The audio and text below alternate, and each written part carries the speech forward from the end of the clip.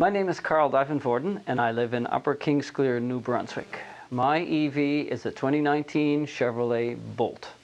I guess I'd long been aware in our family that transportation was the biggest slice of our carbon footprint. We drive gas vehicles, right? That's the way the world has been. We've always driven fuel-efficient vehicles in our family. But when EVs started to appear on the horizon, I thought, oh, I need to do some research and hopefully they will come along sooner. And I was very lucky that I was at a conference once and there was a speaker there who was right on top of the latest EV technology. So I cornered him afterwards, explained my situation and asked him for a recommendation, and he said, a Chevrolet Volt. That happened to be the EV at the time that he felt was most fitting to our family's lifestyle. So I found a used one online and I bought it.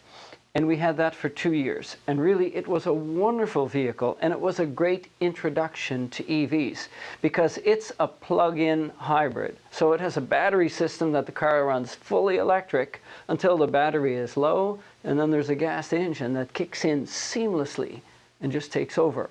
One of the most common issues people have about EVs is this thing called range anxiety. What happens if I run out of battery power and I get stuck alongside of the road? Wasn't an issue for the Volt, because as long as you remember to top up your gas tank, which we all do in our gas vehicles, you'd never get stranded.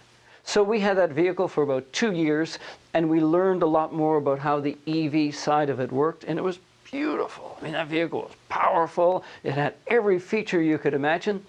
So after 2 years, Chevrolet had come out with another fully electric vehicle called the Bolt, with a B. So we decided it was time for our family to move from a hybrid to a fully electric. So we sold the Volt and we bought the Bolt that we have now. We've had it for 2.5 years and it's been awesome. I will never get tired of how quiet an EV is to drive. You start it up and you hear nothing. And at first you wonder, is this thing on?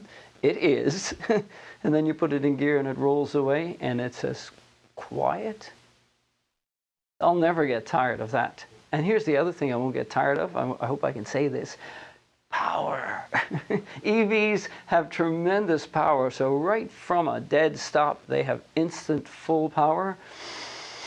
I would say for anyone who has never taken a drive in an EV, go for a drive sometime. Regenerative braking is wonderful too, right? Sometimes I'm at the top of the hill here in Fredericton, and I come down the hill, and if you're in a gas vehicle, well, you'd be riding the brake all the way, and all that energy would be going into heating up your brakes and wearing your brake pads. Versus with the regenerative braking, you can actually see the kilometers in your battery go up. It's the equivalent of if you had a gas vehicle that the engine was producing gas and bubbling it back into your gas tank. I mean, it's crazy, right? You get to the bottom of the hill, and there's more in the battery than at the top. EVs tend to do better in city driving, and they're a little bit less fuel efficient on highway driving. In city driving with gas vehicles, it's always stop and go, stop and go. So you're always tramping on the gas. That uses a lot of fuel. With EVs, you have this regenerative braking system so that when you approach a stoplight or a stop sign, and it takes the energy of the vehicle and puts it back in the battery.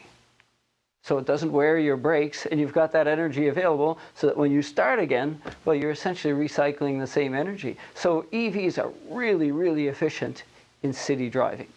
They're not bad on highway driving either. They're still way better than any gas vehicle in highway driving. But relatively, they go a little further on a kilowatt hour in a city situation than they would in a highway situation. It's because of regenerative braking, and also because generally you're driving more slowly, so you've got less wind resistance, which is the biggest load on a vehicle when you're at highway speeds.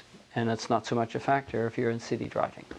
If it's of value, I recently did a bit of a calculation in terms of the operating cost between a Chevrolet Bolt, the vehicle we have, and a Honda Civic. Just did the math based on power rates in New Brunswick and on gas rates at the time, which were $1.80. And the cost of operating the Bolt was 1/5 per kilometer of the cost of operating a Civic. And a Civic's a pretty efficient vehicle. I don't know that I had an instant moment that I said never again. But I know that when we got the Volt, I thought, if this works out as well as I hope it works out, it will be never again. So after a little while with the Volt, and coming to realize, man, this electric drive is sweet and cheap, than it was never again. So we've got the Bolt now, and honestly, I can't envision any future in which I'd go back to a gas vehicle.